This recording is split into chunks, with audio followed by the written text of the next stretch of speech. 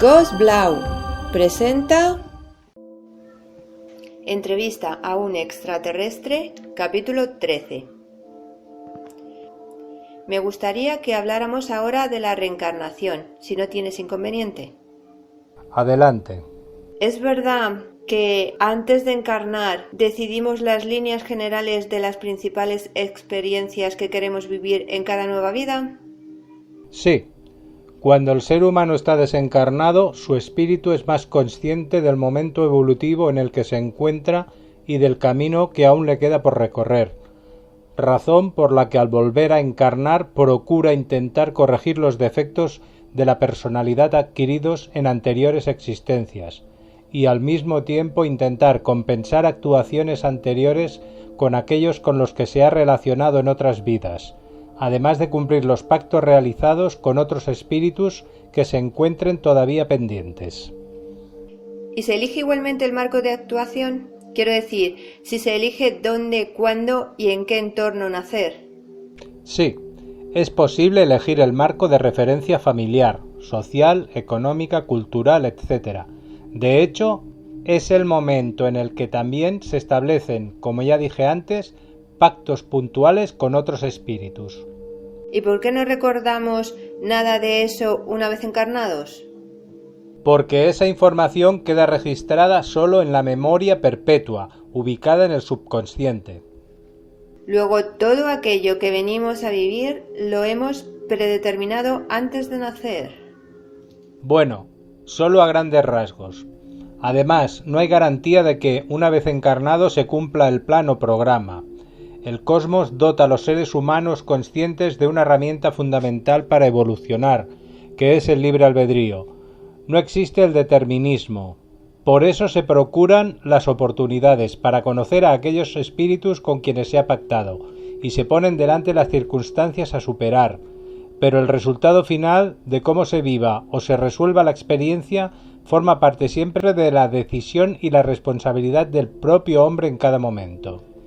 Lo que no entiendo es cómo todo ese programa se fija en el nuevo ser concebido, porque la configuración física la aportan los padres, ¿no? El ser humano no es, como ya he dicho, un simple cuerpo físico, sino el resultado de la interrelación del físico, el astral, el mental y el espíritu. Pues bien, ya desde el mismo momento de la concepción, el espíritu desencarnado aporta a las células incipientes la energía necesaria para que tengan vida.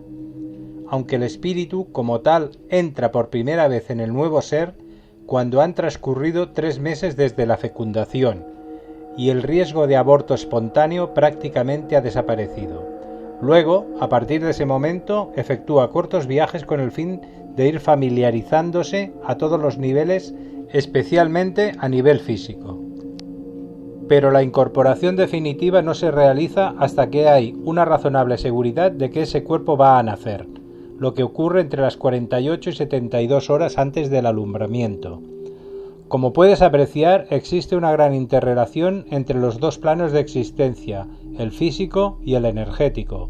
En realidad son dos aspectos de la vida que se complementan. Por cierto, ¿existen los espíritus guía o espíritus protectores, como son denominados por algunas culturas, que acompañan a cada ser humano durante cada una de sus encarnaciones? No, aunque sí existen espíritus que de forma eventual y energéticamente pueden ayudar al encarnado.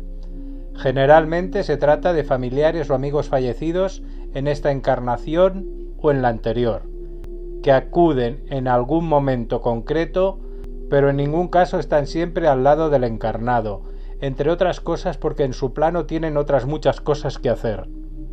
¿Y el ángel de la guarda al que se refieren tantas tradiciones religiosas, entre ellas la cristiana? Esa es otra cuestión.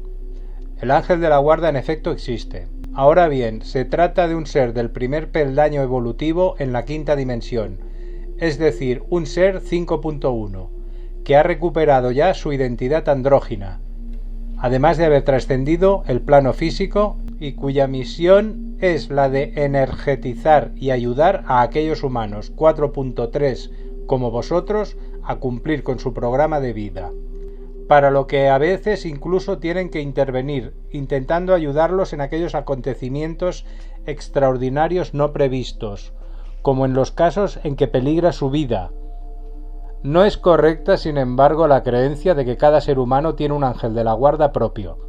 La realidad es que los ángeles de la guarda son designados por grupos de hermanos, es decir, que todos los hermanos de una familia tienen el mismo ángel de la guarda, que es designado ya en el momento de la gestación del primero de ellos, si bien comienza a actuar a partir de su nacimiento. Pues no sé, pero eso me plantea varias dudas. Por ejemplo, ¿qué sucede en el caso de los niños nacidos de padres separados, cada uno de los cuales tuviera a su vez hijos de anteriores matrimonios? Bueno, las posibilidades que pueden tener lugar, además de las que planteas, son variadas. Pero para darte una ligera idea, te diré, respondiendo a tu pregunta, que al unirse los hijos de las dos anteriores familias para formar una nueva, uno de los dos ángeles de la guarda cede la custodia al otro y se retira. Con lo que todos los nuevos hermanos, incluidos por supuesto los que pudieran nacer fruto del nuevo matrimonio, pasarían a tener el mismo ángel de la guarda. ¿Y si ese matrimonio vuelve a separarse? El ángel de la guarda seguiría siendo el mismo para todos los hermanos, salvo que uno de ambos cónyuges se case por tercera vez, en cuyo caso se aplicaría de nuevo lo que te dije antes. Bien, volvamos a la cuestión de la que hablábamos. Si los seres humanos tienen 4 cuerpos, el físico, el astral, el mental y el espiritual o yo interno, ¿quiere ello decir que los seres no encarnados, es decir, lo que llamamos desencarnados, tienen 3 cuerpos, astral, mental y espiritual? Ciertamente. ¿Y cómo se van incorporando esos cuerpos al físico? Nada más producirse la fecundación, la cadena genética se construye ya, de tal manera que incorpora no solo los aspectos físicos, sino también los astrales y mentales. ¿Pero esa integración es paulatina o se hace de golpe? Por ejemplo, ¿el cuerpo mental cuándo se integra? De forma paulatina. El inconsciente, por ejemplo, se incorpora energéticamente al cuerpo físico a partir del 3er mes de gestación. El subconsciente unas 72 horas antes del alumbramiento, aunque sin estar aún conformado del todo, y el consciente a partir del 3er mes del nacido, desarrollándose hasta los 7 años en que queda conformado. Ahora bien, el cuerpo mental como el espiritual están en planos energéticos, por lo que no pueden ubicarse dentro de un cuerpo físico, y es que la diferencia de vibración entre ellos es muy grande. Por eso, para realizar la conexión se utilizan reductores vibratorios, a los que están enviando constantemente energía. El principal reductor es el cerebro, que distribuye esta energía al resto del organismo. Para que lo entiendas, es como la luz eléctrica en una vivienda. La central eléctrica no está dentro de la casa, pero esta sí está conectada a ella. ¿Está, pues, fuera de nosotros el cuerpo espiritual? Sí. Y dime, cuando un espíritu va a encarnar, ¿tiene posibilidad de saber con antelación cómo será físicamente en esa vida cuando llegue a ser adulto? Cuando un espíritu va a programar su siguiente vida, puede saber el aspecto físico que presumiblemente tendrá a los 30 o 40 años, y ello porque es aproximadamente a esa edad cuando se completa el desarrollo físico, energético y mental. Tenía entendido que el desarrollo físico del ser humano se complementa hacia los 21 años. El físico sí, pero la estructura etérica y mental no se completan hasta unos años después. Y como lo que va a ser el encarnante es una proyección energética, es lógico, creo yo, que vea la masa armónica. Se dice que genéticamente los padres transmiten a sus hijos determinadas características físicas.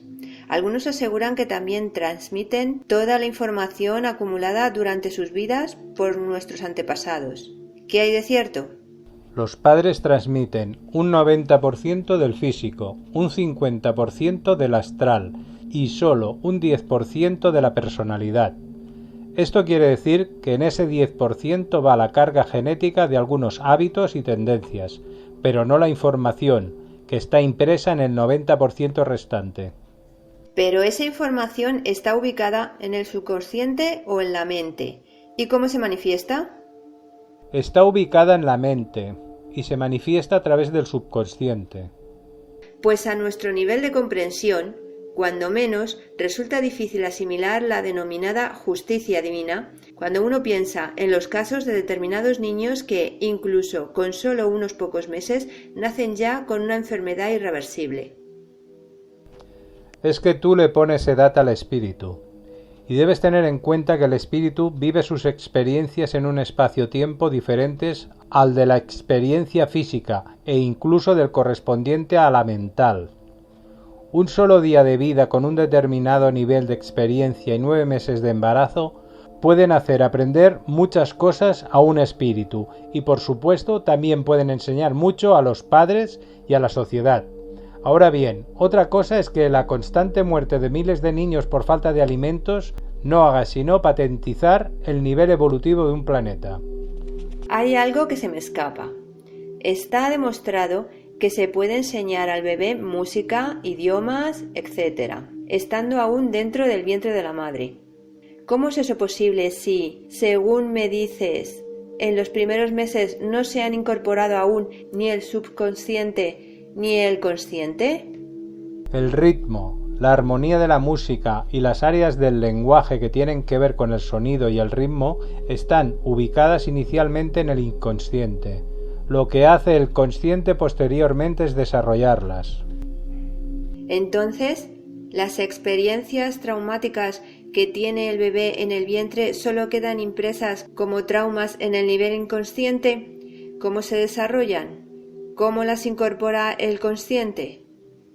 A través de la elección de situaciones como la pareja, los amigos, el trabajo o las aficiones. Hay que tener en cuenta que las desarmonías, por su propia naturaleza, son cosas a eliminar, pero no se pueden eliminar si no se manifiestan. En este sentido, el subconsciente incita a buscar las situaciones que patenticen las desarmonías con objeto de que se racionalicen y a través de ello se eliminen. En eso consiste la terapia de los psicoanalistas, por ejemplo. En experiencias de regresión se ha podido comprobar que el feto capta y entiende si es querido o no por sus padres. ¿Cómo es posible recordar eso en regresión si en aquel momento el feto no posee consciente? Quien oye en realidad es el espíritu del que va a encarnar, no el feto. Lo que sucede es que en una regresión es posible que la persona sofronizada sintonice porque así lo induzca el sofrólogo, con alguno de los momentos en los que el ser encarnante se encuentra reconociendo su nuevo cuerpo, como ya expliqué antes. ¿Tenemos todos decidida al nacer la fecha de nuestra muerte o lo que se decide antes de encarnar es solo el tipo de experiencia que uno quiere vivir en cada encarnación? Lo que cada uno hace es marcarse el periodo de vida que necesita para conseguir unos objetivos, y ese periodo queda impreso en el código genético.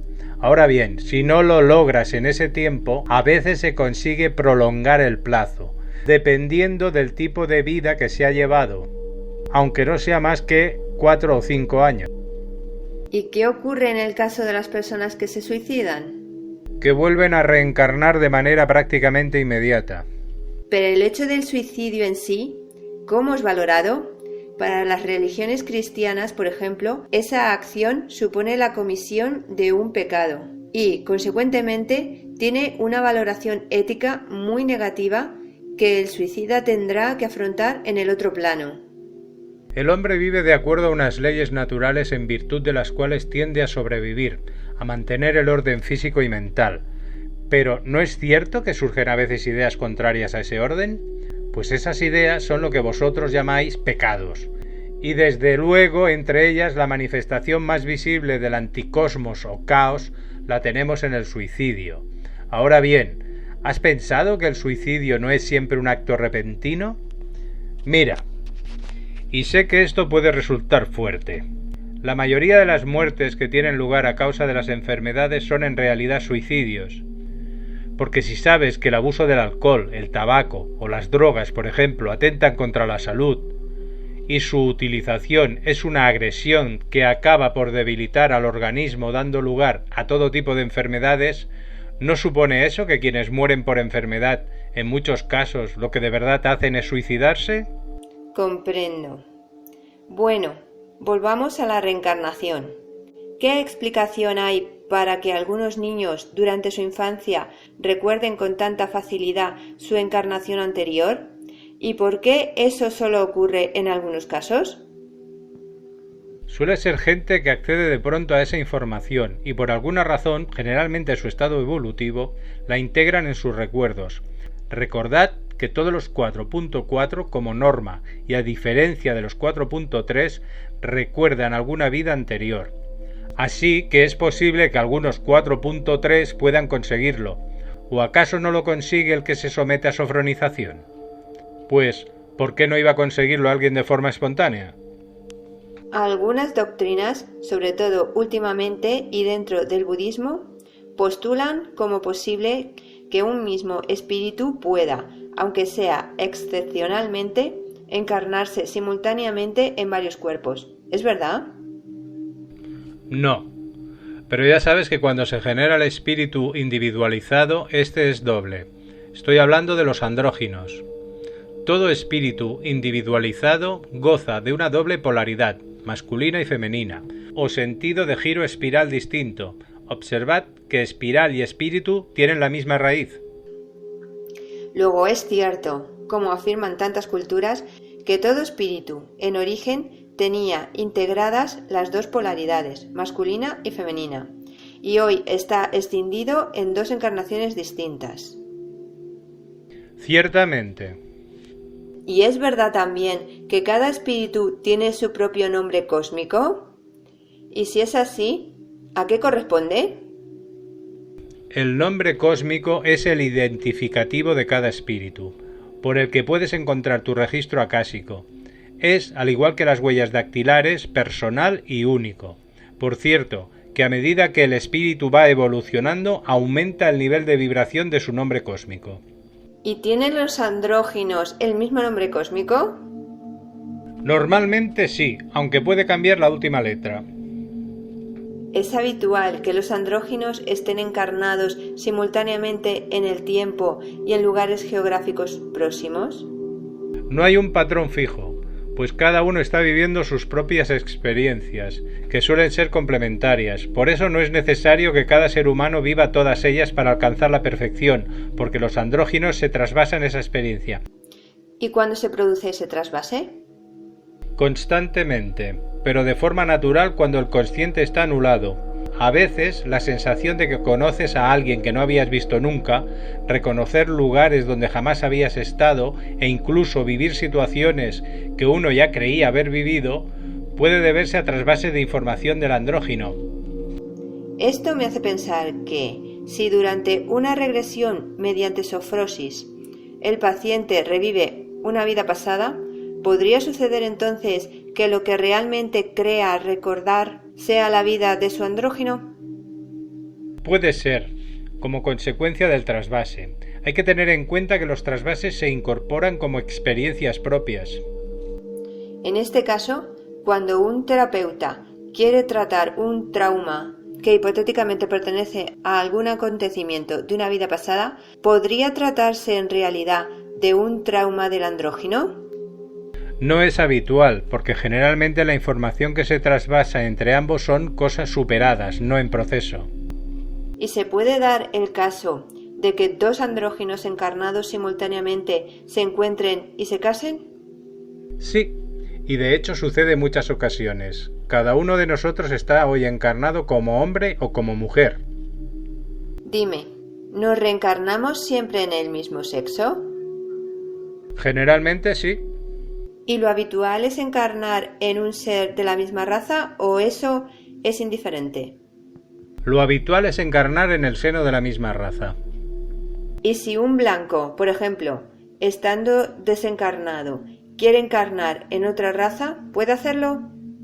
Puede hacerlo si lo necesita para su evolución, pero no suele ocurrir de manera frecuente porque luego puede tener dificultades para sintonizar a nivel mental. ¿Puedo conocer la razón? es que la trayectoria evolutiva de las diferentes razas tiene orígenes distintos, como ya hemos visto, y eso permanece fundamentalmente en el inconsciente colectivo, de tal manera que en el caso de un blanco que se incorporara al cuerpo de un hombre negro, su inconsciente tendría dificultades para asumir de pronto toda una trayectoria racial que procede incluso de planetas distintos. ¿Quiere eso decir que cada raza tiene su propio archivo acásico? Hablo del inconsciente colectivo, no del consciente, que es quien en realidad determina lo que se registra en los archivos acásicos. En cuanto a la diferente configuración del inconsciente, ello se debe a que originalmente cada uno lo está según su planeta de procedencia, y aunque entre las razas las diferencias morfológicas son mínimas, hay sin embargo cuestiones de supervivencia que son claramente distintas, y es ahí en las reacciones viscerales donde se encuentran las principales dificultades de adaptación. ¿Y se produce alguna otra complicación? Algunos problemas de adaptación en lo físico, especialmente de tipo circulatorio y hepático. Esta entrevista no finaliza aquí. Iremos publicando el resto de la entrevista a Genome con regularidad. Irás encontrando los enlaces abajo, en la descripción. Si este vídeo te gustó, hazle clic a me gusta y suscríbete a este canal para informarte cuando publico nuevos vídeos. Abajo en la descripción encontrarás enlaces que pueden ser de tu interés.